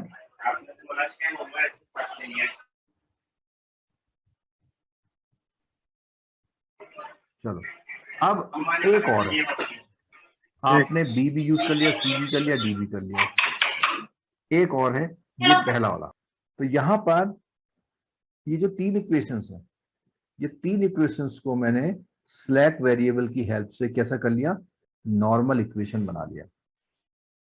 एक मेरी जो ऑब्जेक्टिव फंक्शन वाली इक्वेशन थी वो ये थी ना। तो जितने आप स्लैक वेरिएबल यूज करेंगे, जितने आप स्लैक वेरिएबल यूज करेंगे, वो इस ऑब्जेक्टिव वाले में भी यूज होगी। और आप ध्यान रखिए कि यहाँ पे क्या लिखा हुआ है, इसमें 0 क्यों लिखा हुआ है, क्योंकि z ऑलरेडी क्या था, इक्वल था। सर एक बार ना ये स्लैक वेरिएबल का कॉन्सेप्ट दोबारा बता दीजिए कि इनको क्यों रखा जा रहा है, इससे क्या हो रहा है इक्वेशन में। ऐसा है, ये हमारी जो इक्वेशंस हैं, ये इक्वेशन यहाँ पर लेस देन इक्वल टू बनती है, और कभी कभी ग्रेटर देन इक्वल टू भी बनती है, ये भी ध्यान रखना। तो वहां पे माइनस हो जाएगा। हाँ, वहां माइनस हो जाएगा बिल्कुल। और मैं एक बार ग्रेटर देन इक्वल टू का एग्जांपल देता हूं आपको, आइए बताता हूं प्राची आपकी बात में।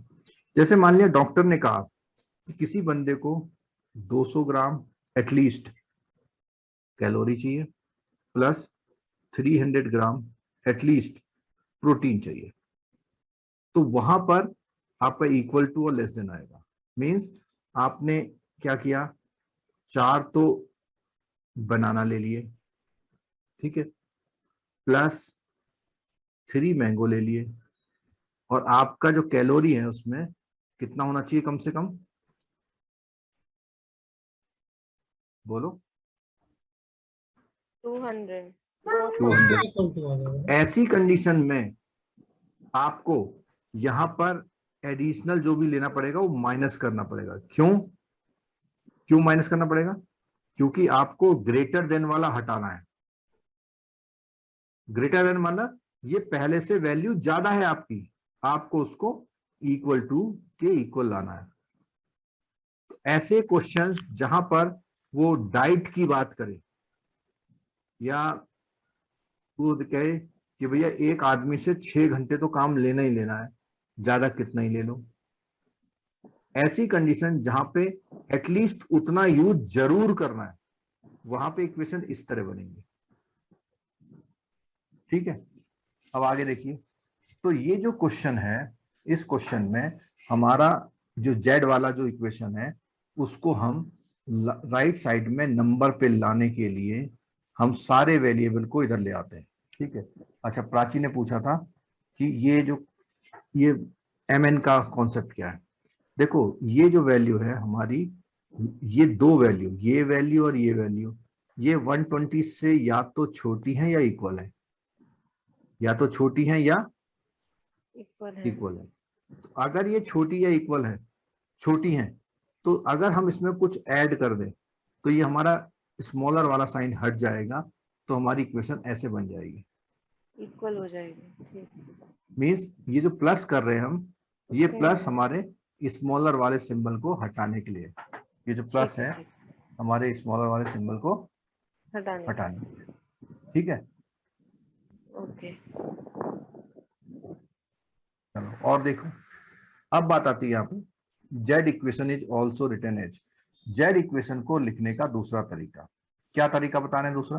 वो कह रहे हैं कि ये जितनी वैल्यूज हैं इनको आप लेफ्ट हैंड साइड ले आइए और इक्वल टू क्या रख दीजिए, 0। क्यों? क्योंकि जब भी आप अर्थमेटिक में क्वेश्चन करते हैं अलजेब्रा में, तो आप इक्वेशन के इक्वल टू में कौन सी वैल्यू लेते हैं? हमेशा न्यूमेरिक वैल्यू, तभी सॉल्व कर पाते हैं ना। तो सिंपल इस इक्वेशन को आपने सारे वैल्यूज को इधर ले आए लेफ्ट हैंड पे और इधर लिख लिया। अब ये जो वैल्यूज आई है उसको टेबल में उतारा, ये नीचे टेबल दिख रही है आपको, क्या लिया है उसने सबसे पहले? जेड। सर ये जो ऊपर इक्वेशन है जेड इक्वल टू, उसमें 0 लिखा है, इसलिए लिखा है तो कि वो कैसे ऑलरेडी इक्वल था।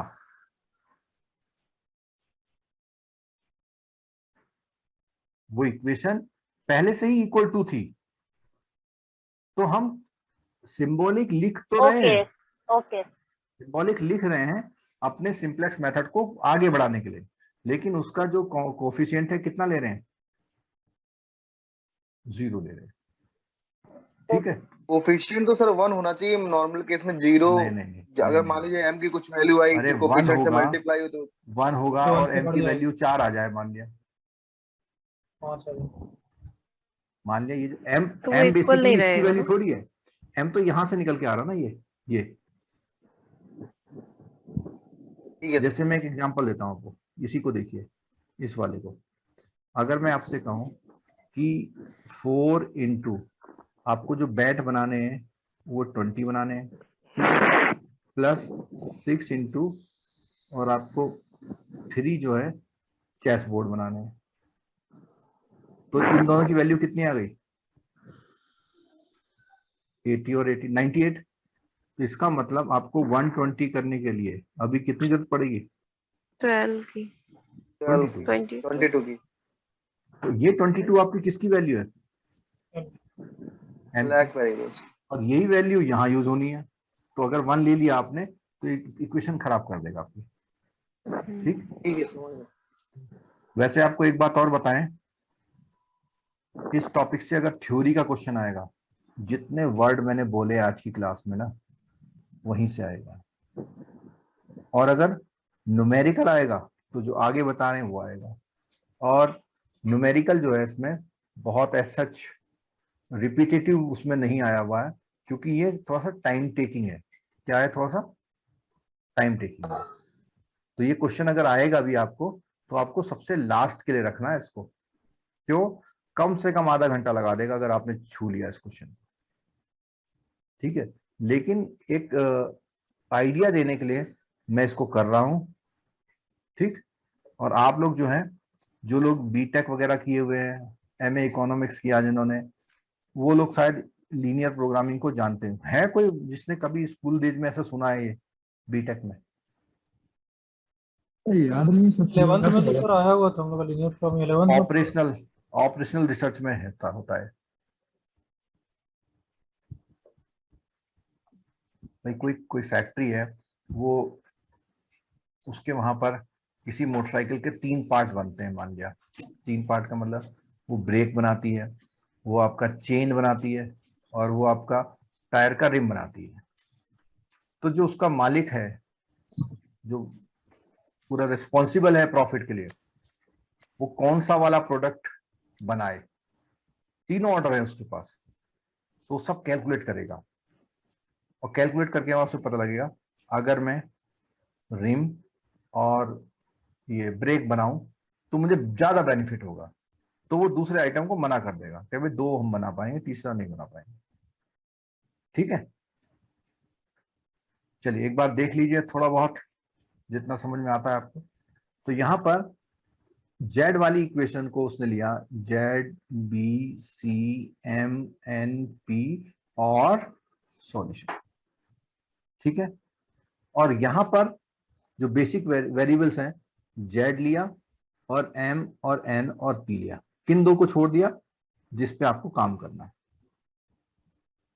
ठीक है, अब आप देखिए कैसे ले रखा है। पहली इक्वेशन है, तो जेड में, पहली इक्वेशन में जेड की वैल्यू क्या है, बोलो। 1 है। 1 बी है, की वैल्यू क्या है, -2, ओ सी की -4, -4 0 0 0। ठीक है, ऐसे उसने दूसरी इक्वेशन उठाई। ठीक है, दूसरी इक्वेशन में क्या है, 4b + 6c, तो जेड इसमें है नहीं है, तो उसकी वैल्यू क्या ले ली, 0। 4b + 6c + m, बाकी 0, और इक्वल टू क्या है, 120। ऐसे ही नेक्स्ट है इक्वल टू 70 और 72 और इक्वल टू 10। इस टेबल में, इसको टेबल बोलते हैं, लीनियर प्रोग्रामिंग का सबसे पहला टेबल ये होता है। अगर आपको, इसको बोलते हैं स्टैंडर्ड एलपी फॉर्मेट। क्या बोलते हैं, स्टैंडर्ड एलपी फॉर्मेट में आपने इक्वेशन लिख दी। ठीक है, और उसके बाद जेड की बात करें तो which are solution at the point, जो सॉल्यूशन वाली लाइन है ये वाली, इसमें जेड एम एन पी का नाम यूज हुआ है। ठीक, और प्रॉफिट एसोसिएटेड जो सॉल्यूशन है उसमें व्हेन b = 0 c = 0 होगा तो प्रॉफिट कितना हो जाएगा, 0। The variable that add most profit it brought into solution, तो मैंने बोला कि जिसमें सबसे ज्यादा प्रॉफिट होगा उसको आप क्या करेंगे, प्रॉफिट मिलेंगे। This is indicated by the variables. ठीक, हियर मोस्ट नेगेटिव कोफिशिएंट कौन सा है सी में, बोलो। -4, -4, इसको हमें हटाना है, इसको हमें क्या करना है, रिप्लेस करना है, क्योंकि हमारा प्रॉफिट कब होगा, जब हमारी सी की वैल्यू कैसी होनी चाहिए, एटलीस्ट कैसी होनी चाहिए, एटलीस्ट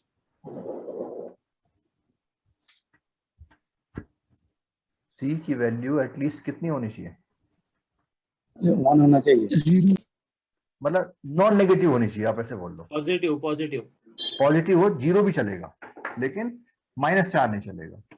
तो जो आपका -4 है इसको बोलते हैं C is called entering variable.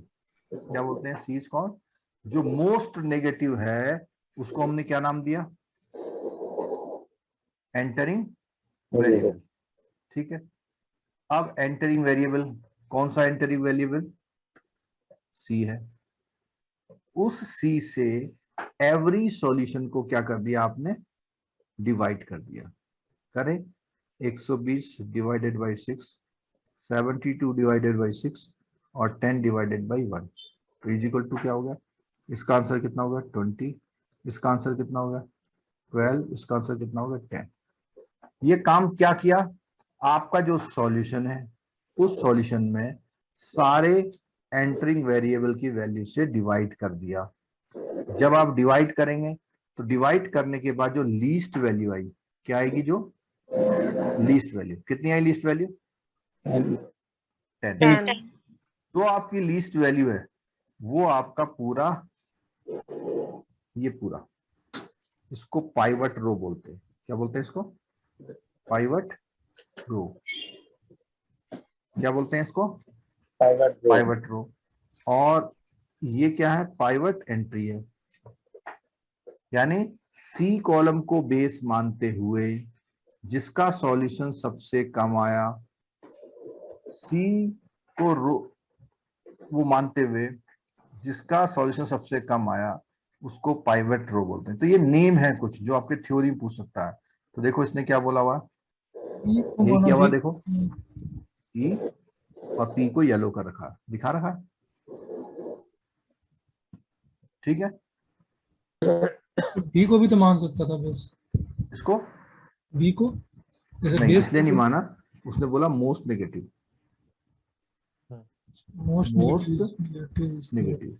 सी को लिया, सी से सॉल्यूशन को भाग दिया, सॉल्यूशन डिवाइडेड बाय सी, जो आया उसका जो लीस्ट नंबर था, कौन सा नंबर? लीस्ट नंबर, उसके वाली रो को पाइवट रो नाम ये दिया हुआ देखो, which is called the pivot row. This intersection of the highlighted row and column is called pivot entry. तो इसका नाम क्या दिया हुआ इंटरसेक्शन वाले का नाम? Pivot entry.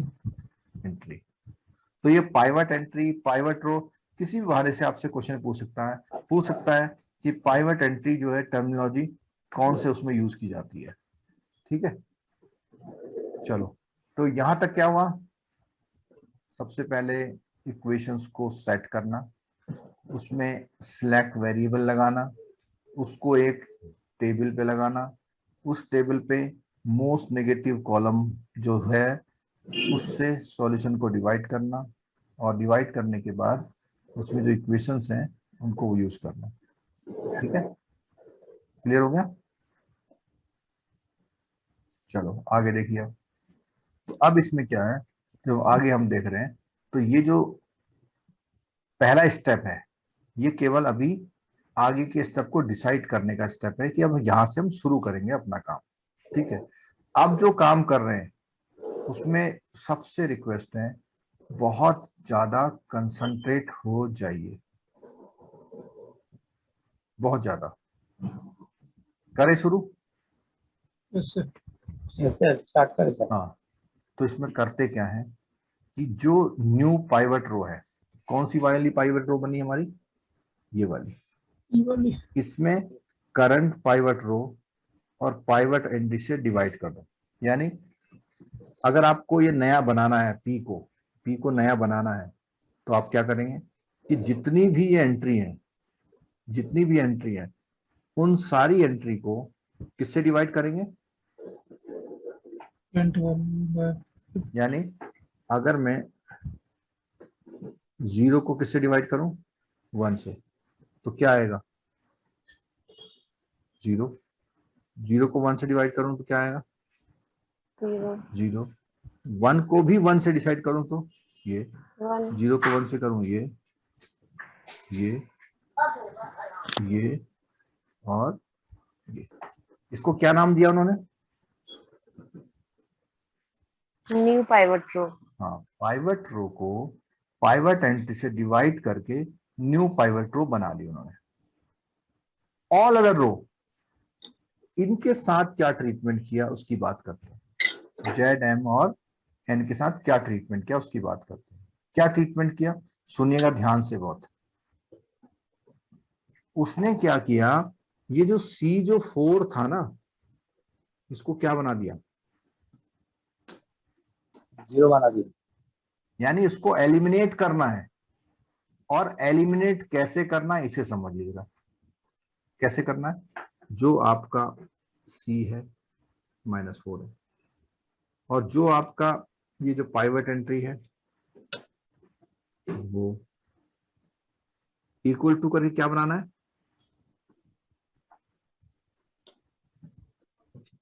तो आपको बताना है कि मैं यहां पर क्या लिखूं, इस जगह पर क्या लिखूं कि मेरा आंसर 0 आ जाए। तो क्या लिखूं मैं? 4। एक मिनट, माइनस होता है फिर यहां पर होता है। हाँ, आप बताओ क्या लिखूं? -4। -4 लिखूं। तो ये जो मेरा -4 है, ये जो -4 निकल के आया, ये सबके साथ यूज होगा। कैसे यूज होगा? ये जो -4 है ये सबके साथ यूज होगा। तो मेरा ये पहला वाला 0 हो गया ना। अब मैं दूसरा वाला देखता हूं, 6 को कैसे 0 करूंगा। 6 को कैसे 0 करूं? पहले वाले में तो आया मेरा -4 की इंटू कर लो। दूसरे वाले में कैसे होगा 0? दूसरा कितना है? 6। कितना है दूसरा? 6 माइनस, और यहाँ बॉक्स है, यहाँ इंटू है। किससे होगा 0? 6 से हो जाएगा। तो दूसरे वाले बॉक्स में क्या आ गया मेरा? 6 आ गया। अब तीसरा बॉक्स ये वाला, इसके लिए अगेन क्या यूज हो जाएगा? 6। इस कॉलम को मेरा काम है क्या करना? 0 करना। क्या करना है? 0 1 को नहीं करेगा। किसको? ना 1 को नहीं करना है। 1 को नहीं करना है, केवल 1 को इसलिए नहीं करना है, पाइवट एंट्री वाले को छोड़ के बाकी को 0 करना है। क्योंकि पाइवट एंट्री के लिए हमने कोई काम कर लिया। तो ये जो मैंने काम इस -4 के साथ किया, यही काम मैं अब इसके साथ कर रहा हूं। किसके साथ कर रहा हूं? -2 के साथ। और मैं यहां पर कर रहा हूं क्योंकि जल्दी दिख जाएगा आपको। -4 की जगह क्या यूज करूंगा मैं? बोलो। -2 हाँ, उसके बाद ये परमानेंट सिंबल है माइनस का। बॉक्स में मैं क्या यूज करूंगा? -2 यहां बॉक्स में, ठीक है। और इनटू क्या यूज करूंगा मैं? अगर इनटू बता दिया आपने तो आप समझ गए। बोलिए। फिर एक बार फिर से करना क्या, नहीं समझ में आया। तो -2 चाहिए अभी हमें कि 0 करना है? नहीं, 0 करना है इसको सर। मुझे। ये वैल्यू 0 करनी थी, उसके लिए मैं एक नंबर मैंने सर्च कर लिया। कौन सा सर्च था मेरा? 1/2 उसी -4 को मैं यहाँ यूज करूंगा। लेकिन मैं ये कह रहा हूं यहाँ क्या यूज करूंगा मैं? 1/2 0 आएगा क्या सर? बिल्कुल। क्योंकि 0 क्यों आएगा भाई? पहले वाले में तो मैंने इसको यूज किया 1 को। अब मैं ट्रीटमेंट इसका करूंगा तो ये क्या आएगा? इसके लिए क्या तो है यहाँ एंट्री बदल, पाइवट एंट्री। 0 है। न्यू तो पाइवट 0 हो गया। न्यू पाइवट एंट्री की वैल्यू। हाँ, तो यहाँ पे क्या आएगा आंसर मेरा? -2। तो देखिए है -2। अब जो है एक बार आप बता दीजिए प्लीज। हाँ बता देते हैं। देखो, आपने सी को इस्तेमाल किया। सी को जब आप यूज कर रहे थे तो आपने पाया कि आपको इस बॉक्स में क्या नंबर चाहिए? -4 चाहिए ना। आप इस -4 को पूरे इसके साथ यूज करेंगे।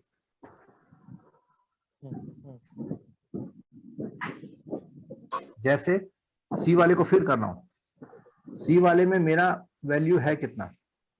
-4 और फॉर्मूले का पार्ट है ये, जो है ये लिखा हुआ है। फिर आपका पाइवट एंट्री वो -4 है, इनटू न्यू पाइवट एंट्री। तो न्यू पाइवट एंट्री कितनी है?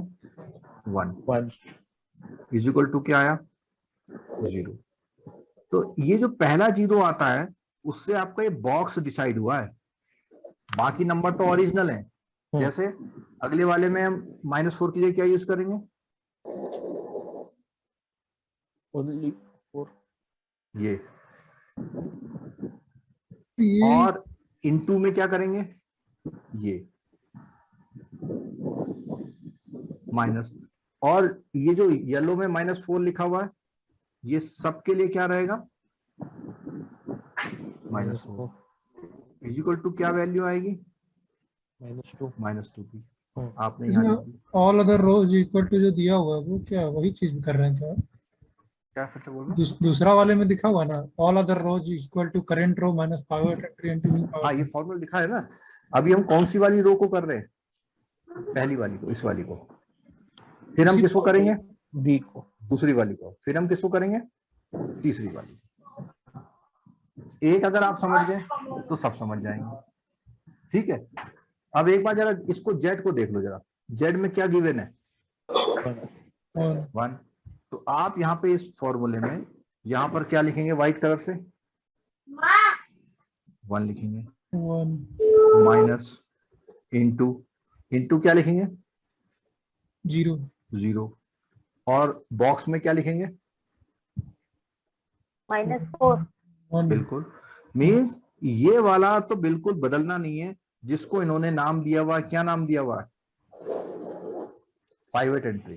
Pivot entry. इसका नाम क्या दिया उन्होंने, पाइवेट एंट्री। और पाइवेट एंट्री बनती कैसे है, 0 करने से, ठीक है। तो सी को 0 करने के लिए हमें -4 चाहिए था। -4 का यूज हमने इस पूरी इक्वेशन में किया, इस वाली पूरी। पाइवट एंट्री का कंसेप्ट था कि पाइवट रो को जहां इंटरसेक्ट कर रहा है उसको पाइवट एंट्री बोलते हैं ना। पाइवेट एंट्री कह रहे हैं, लेकिन यहाँ पर जो आपका जो -4 है उसको हमें 0 करने के लिए कोई वेरिएबल चाहिए यहाँ पे, उसको पाइवेट एंट्री बोल रहे हैं। ऐसा एंट्री जो आपके वैल्यू को 0 कर दे, ऐसा वैल्यू जो 0 कर दे। तो यहाँ पर ये कितना वैल्यू आएगा जरा बताओ, 1 आएगा ना, ये 1 आ गया। अब जरा m के लिए कर दीजिए, m के लिए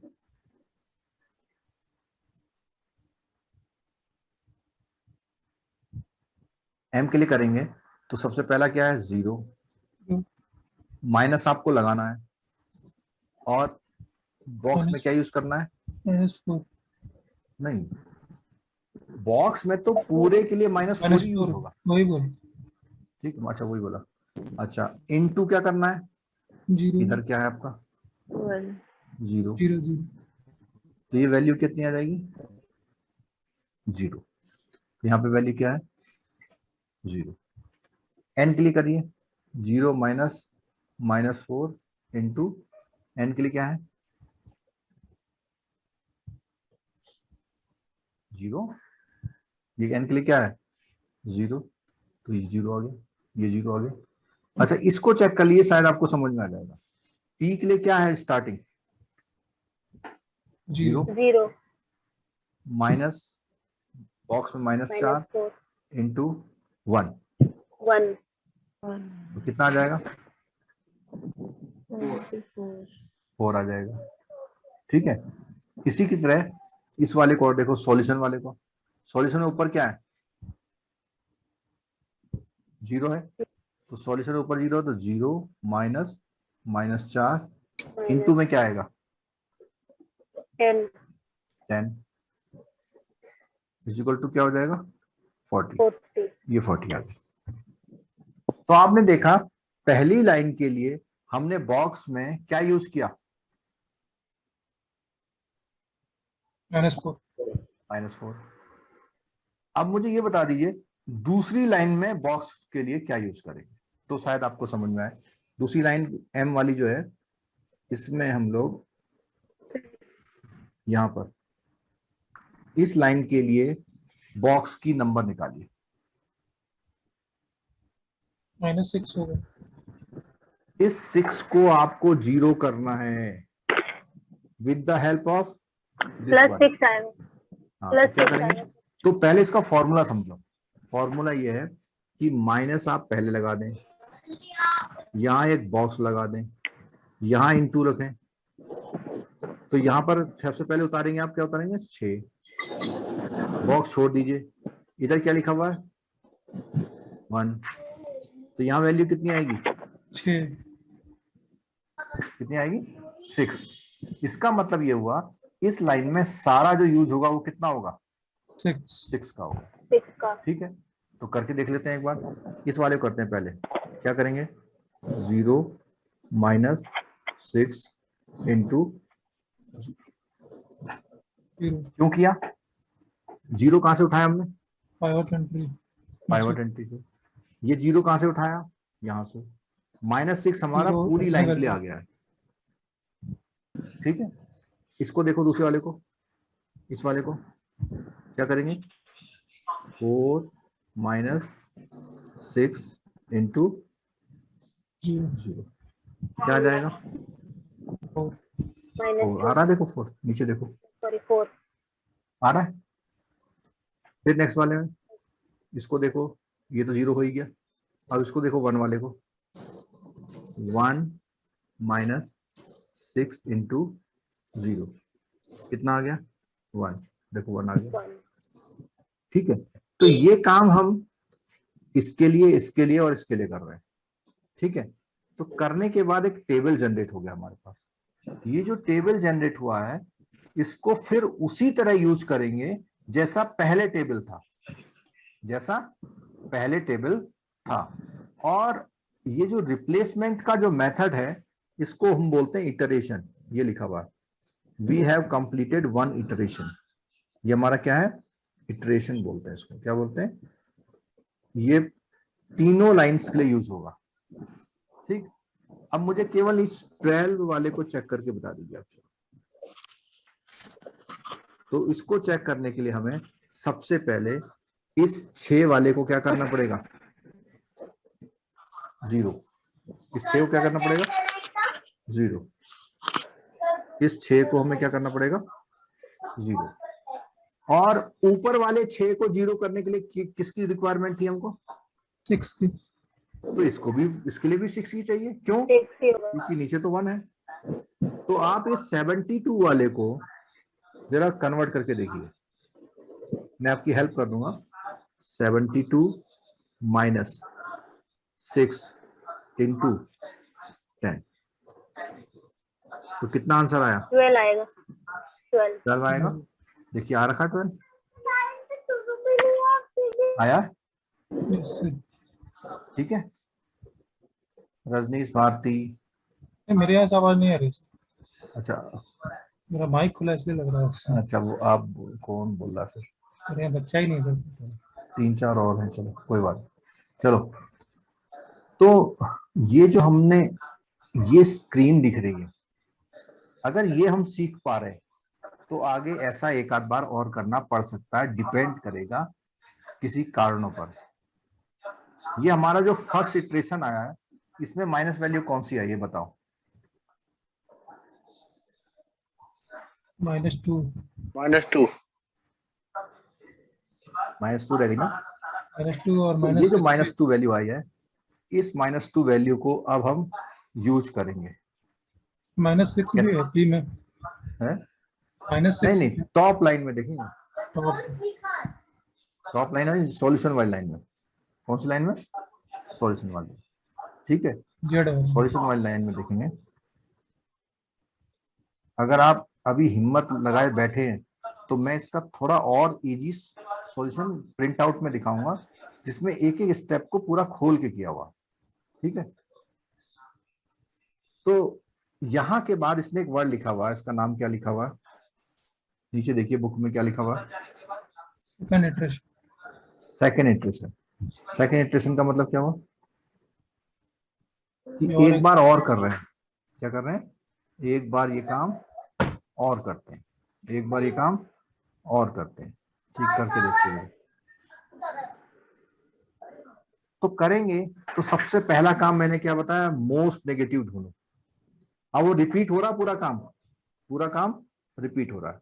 मोस्ट नेगेटिव कहाँ है, 20 नंबर आना चाहिए क्वेश्चन है? एक क्वेश्चन कम से कम 20 नंबर नहीं, आना चाहिए। 20 नंबर का तो नहीं आएगा।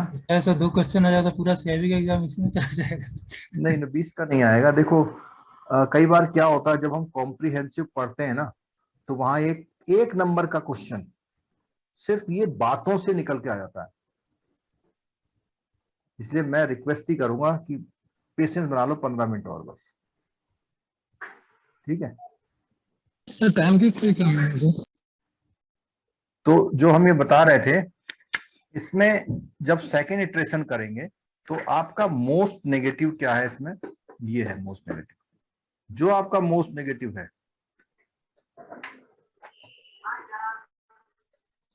ये वाला, ये जो मोस्ट नेगेटिव है इसका यूज करेंगे और इसके यूज से आप क्या करेंगे, सारी वैल्यूज को डिवाइड करेंगे।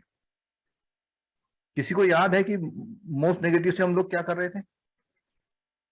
जो सोल्यूशन है उसको डिवाइड कर रहे थे। बिल्कुल, वेरी गुड। तो जो सॉल्यूशन है हमारा उसको हम डिवाइड करेंगे। यहाँ पे डिवाइड करते हैं, divided -2 divided -2 divided, sorry divided 4 आएगा। हाँ वही करो, 4 डिवाइडेड 2 डिवाइडेड 0। तो ये वैल्यूज कितनी आ जाएंगी? ये वैल्यू आएगी हमारी -20, ये आएगी 15, ये आएगी 6 और ये वाली कितनी आ जाएगी? 0। ठीक है, तो ये जो काम करते हैं हम, इसमें हम किसको लेते हैं? 10 डिवाइडेड बाय 0। हाँ 0 आ गया, 10 डिवाइडेड बाय 0 आ गया। 10 Any value divided by 0 is cannot be divided. नहीं, वो आप मैथमेटिकली करेंगे तो इसका आंसर ये आएगा, इनफाइनाइट। ठीक है, मैं अभी कैजुअल उसमें ले रहा हूँ कि 0 है, मैं इसलिए ले रहा हूँ कि मेरे को ये वैल्यू तो ट्रीट करनी ही नहीं है। अब आगे मुझे केवल जो पॉजिटिव वैल्यू है उन वैल्यूज में भी कौन सी वैल्यू? Least value. तो लीस्ट वैल्यू क्या है इसमें? 6 है। तो ये 6 मेरा डिसाइड करेगी मेरा पाइवट रो कौन सा होगा। तो मेरा पाइवट रो कौन सा होगा इस बार? n वाला। सर नेगेटिव को क्यों नहीं कंसीडर कर रहे? किसको नहीं अच्छा, करते हैं? सेम रो इसलिए उसमें जो है, क्योंकि आंसर आपको पॉजिटिव चाहिए ना, सॉल्यूशन आपको सॉल्यूशन कैसे चाहिए? मतलब जो भी आप प्रोडक्शन कर रहे हैं वो पॉजिटिव होगा ना। ठीक है, और इस बार हमारा पाइवट एंट्री ये था, तो हमारा पाइवट एंट्री इंटरसेक्ट पॉइंट वाला कौन सा हो जाएगा? 2। और ये वाली हमारी कौन सी है? Pivot row. और पाइवट रो में हमने बताया था क्या करेंगे, सारे वैल्यूज को, हर वैल्यू को 2 से डिवाइड। ठीक है,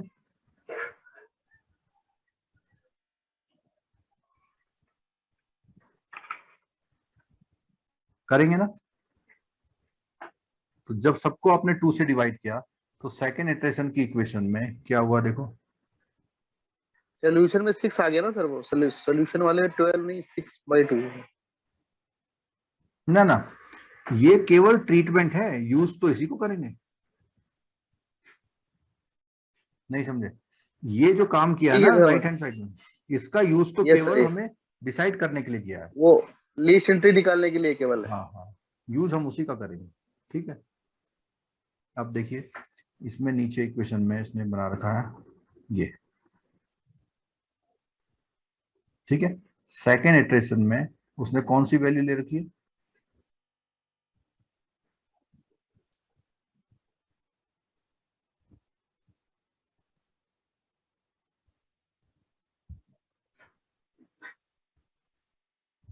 जो b की वैल्यू ले रखी है, कितनी ले रखी है?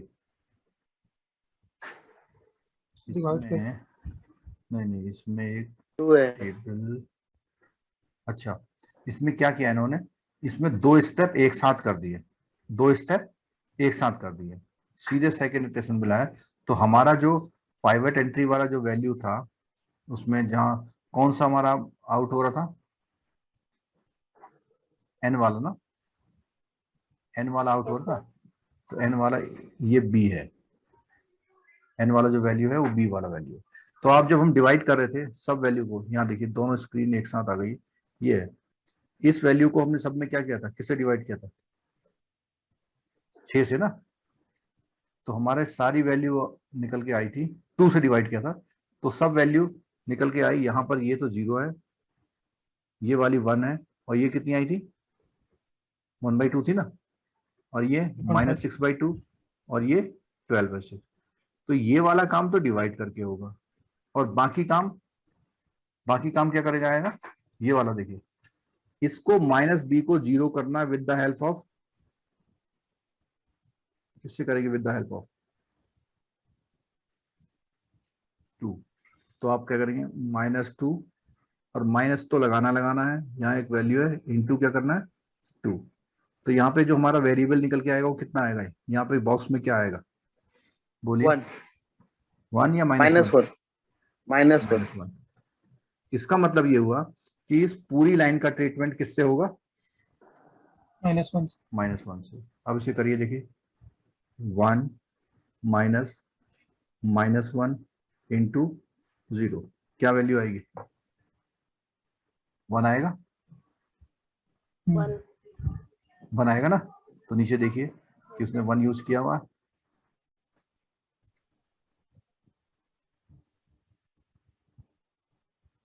ये देखिए 1 आ रखा है यहाँ पे, पहले वाले में क्या आ रखा है, ठीक है। तो ये जो वैल्यू आई उस 1 का यूज करते हुए हमें इन वैल्यूज को चेंज करना है।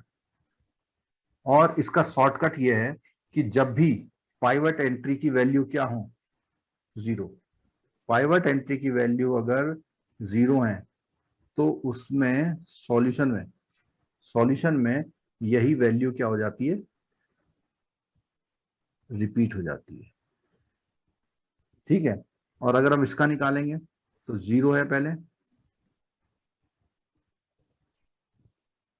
इसको मैं वो पीडीएफ दिखाता हूं जिसके थ्रू आपको एक एक एक्शन समझ में आएगा।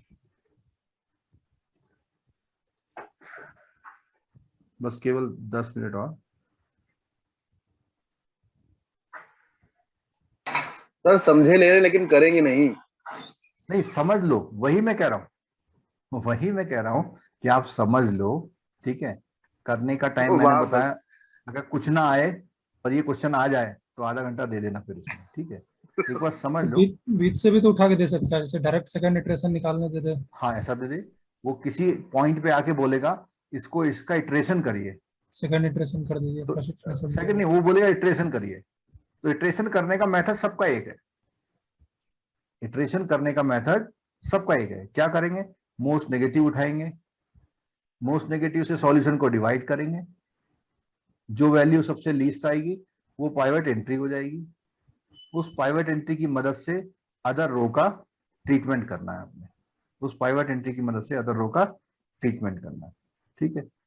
एक मिनट आप देख लीजिए सर ऊपर वाले में हमने 0 क्यों नहीं लिया, फिर आपने 6 वाले को क्यों लिया, 0 भी तो आ रहा था ऊपर। एक मिनट, जब 10 डिवाइडेड बाय 0 था तो 0 भी तो था वो, तो आपने 0 वाली एंट्री ली तो 0 थी।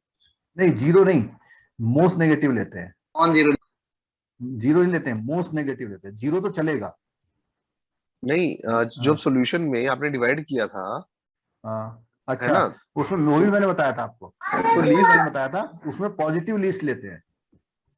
तो 0 भी तो पॉजिटिव लिस्ट हुआ, नहीं 0 वाली एंट्री क्यों नहीं ली, ये ना 0 पॉजिटिव में नहीं आता, नॉन जीरो लेना है सर, नॉन जीरो। हाँ नॉन जीरो बोल दो आप, आपने नॉन जीरो बोल दो, ठीक है। जितने हमने वर्ड यूज कर रहे हैं ना, second iteration, select variable, feasible solution, ये थ्योरी में कुछ भी आपसे वहां पर पूछ सकता है।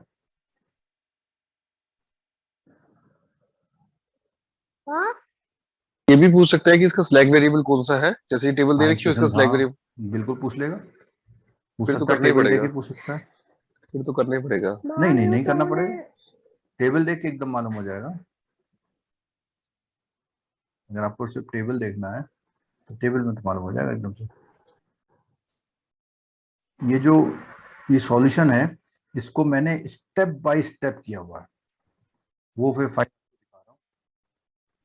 इसमें जो माइनस वो रेड कलर से लिखा हुआ, वो क्या लिखा हुआ जरा बताना मेरे को। और ये जो ब्लू बनाया हुआ है वो क्या है, ये पाइवट रो और वो पाइवट कॉलम, पाइवट कॉलम, हाँ।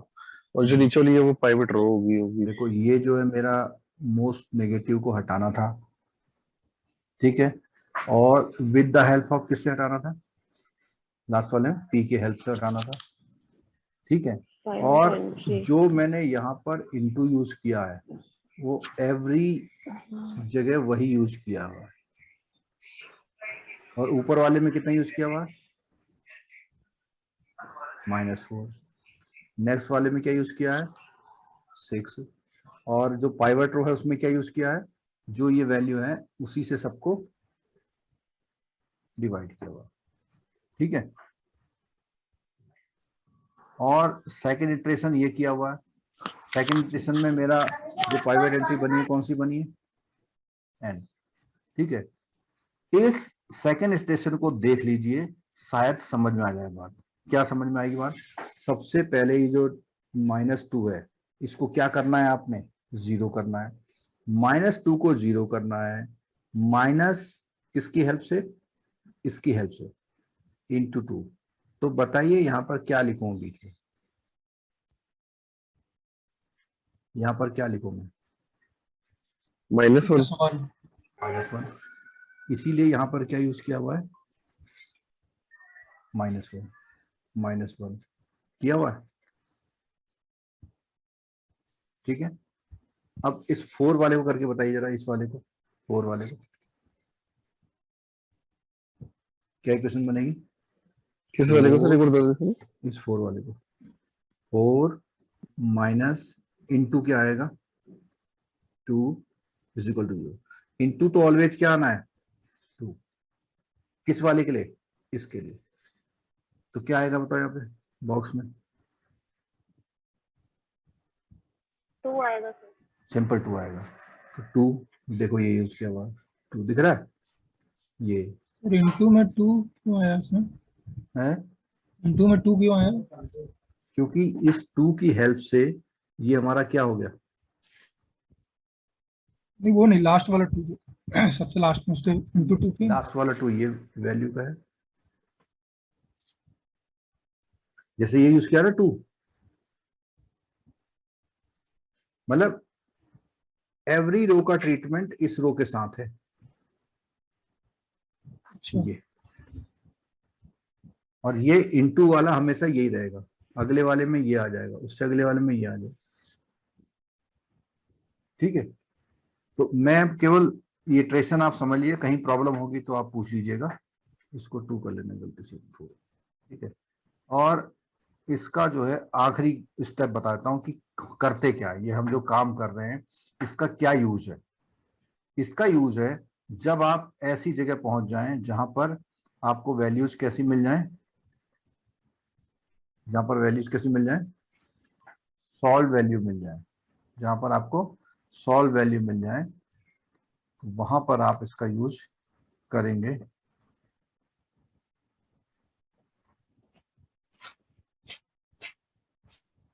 आंसर देने में तो हो सकता है कि आपसे सिर्फ आंसर पूछ ले टेबल देकर, तो जो हमारे बी और सी के आंसर आएंगे उन्हीं को हम बोलेंगे भाई इतना अगर हम प्रोडक्शन करेंगे तो ऐसा होगा। मतलब जेड रो में जब तक निगेटिव खत्म नहीं करना तब तक आगे जाते हैं। जैसे इस वाले में 2 स्टेप यूज हुए हमारे, पहले में सी को हटाया, दूसरे में बी को हटाया, ठीक है। और आंसर हमारा जो है फिर लास्ट में इटरेशन करते चले गए।